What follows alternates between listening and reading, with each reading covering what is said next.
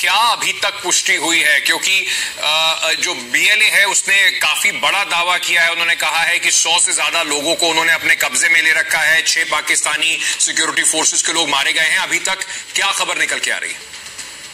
जी बिल्कुल, ये बिल्कुल ये चल रहा है यहाँ पे वाकया। और साथ ही साथ जो ट्रेन का ड्राइवर है वो भी इंजर्ड है। ये ट्रेन जो है वो क्वेटा से पेशावर की तरफ जा रही थी और इसके ऊपर फायरिंग हुई है। तकरीबन 600 से 700 लोग इसके अंदर हैं और इस वक्त सिक्योरिटी फोर्सेस के लिए एक बड़ा चैलेंज है, इसलिए कि बीएलए जो अपनी डिमांड्स रख रही है, अब देखते हैं कि कहाँ तक उसके ऊपर गवर्नमेंट काम कर पाती है। लेकिन ये जरूर है कि इस वक्त बलूचिस्तान की सिचुएशन जो है वो काफी टाइम से टेंस है। लेकिन अनफॉर्चुनेटली जो पॉलिसीज बनाई गई हमारे यहाँ वो ऐसी नहीं थी जिसको देखते हुए हम ये कह सकें कि उनसे बात करने की, यानी कि बीएलए से या बलूचिस्तान में जो लोग उनसे बात करने की कोशिश की जा रही थी, उनके ऊपर ऑपरेशंस ही लॉन्च किए जा रहे थे। लेकिन अब इस वक्त लग रहा है कि सिचुएशन तकरीबन हाथों से निकलती हुई दिखाई दे रही है और काफी प्रॉब्लम यहाँ पर दिखाई दे रही है गवर्नमेंट के लिए खासतौर पे। मैं आपसे ये भी समझना चाहूंगा क्योंकि कुछ लोग अभी तक ये कह रहे थे कि ये फेक न्यूज है, 100 लोग नहीं पकड़े गए हैं। क्या कोई इंफॉर्मेशन आधिकारिक तौर पर मिली है? क्योंकि ये एक बहुत बड़ी घटना है। अगर 100 लोगों को उन्होंने बंधक बना रखा है, उन्हें हाईजैक कर लिया है ट्रेन को और उन्हें बंधक बना लिया गया है, तो क्या सरकार की तौर पर उस पर कुछ कहा गया है और क्या डिमांड रखी है बीएलए ने इन लोगों को छोड़ने के लिए?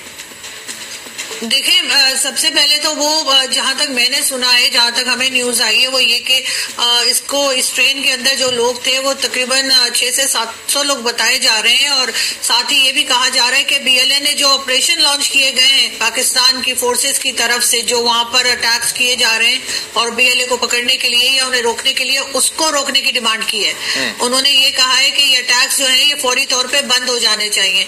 इससे पहले भी आपने देखा होगा कि बलूचिस्तान के लोग अक्सर इस्लामाबाद भी आया करते हैं और यहाँ के वो प्रोटेस्ट करते हैं। जो मिसिंग पर्संस का इशू है वहां पर, वो एक बहुत बड़ा प्रॉब्लम है और जिसके ऊपर गवर्नमेंट कोई खास तरीके से उस चीज को हैंडल नहीं कर पा रही। वो कई बार कह चुके हैं वो लोग कि जी आप हमें बता दीजिए, अगर किसी ने कोई गलत काम किया है और आप उन्हें उठाकर ले गए हैं तो हमें ये तो बताया जाए कि वो जिंदा है या वो जिंदा नहीं है, वो लोग कहाँ हैं। उसके लिए बलूचिस्तान से बहुत बार लोग इस्लामाबाद आते हैं और इस्लामाबाद प्रेस क्लब के बाहर वो प्रोटेस्ट भी करते हैं। लेकिन अनफॉर्चुनेटली उनकी बात नहीं सुनी जाती और बीएलए को मैं हरगिज सपोर्ट नहीं करती। जो कुछ वो कर रहे हैं वो गलत कर रहे हैं, लेकिन गवर्नमेंट को भी अपनी पॉलिसीज की तरफ देखना चाहिए।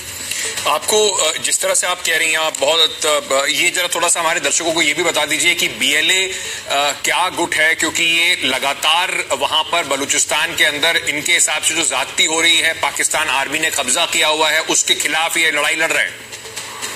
जी, बीएलए की जो डिमांड्स हैं वो काफी हद तक ये भी है कि वहां पर जो गवादर में आप जानते हैं कि सीपीसी का प्रोजेक्ट चल रहा है चाइना को लेकर, वो उससे भी नाराज हैं। उसके साथ साथ मिसिंग पर्संस का इशू बहुत ज्यादा है बलूचिस्तान में और वो हर दूसरे दिन ही हम लोग देखते हैं कि कुछ लोग जो है वो वहां से एजेंसीज के लोग ले जाते हैं या कहाँ चले जाते हैं, वो गायब होते जा रहे हैं। उसके लिए प्रोटेस्ट चल रहा है और कई तरह की डिमांड्स। उनका ख्याल है कि चाइना जो है वो उनके जो रिसोर्सेज हैं उसके ऊपर चाइना कब्जा करता जा रहा है और कई तरह की डिमांड जो बलूचिस्तान के लोगों की है वो है। इससे पहले आपने शायद देखा होगा मौलाना फजलुर रहमान जो हमारे पॉलिटिशियन है और बहुत प्रोमिनेंट पॉलिटिशियन है, उनका कहना था कि 5 से 7 डिस्ट्रिक्ट ऐसी हैं बलूचिस्तान की जो कि अलहदा होना चाहते हैं पाकिस्तान से और इतने स्ट्रांगली उनका काम चल रहा है कि अगर उन्होंने यूनाइटेड नेशन में जाकर अगर उन्होंने किसी किस्म की डिमांड की तो हो सकता है कि उनकी बात जो है वो सुनी जाए।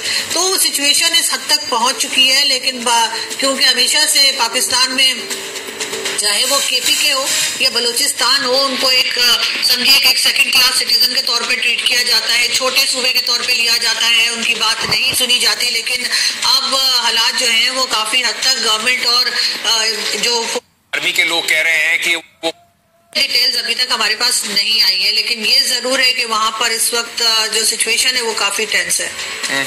क्या सरकार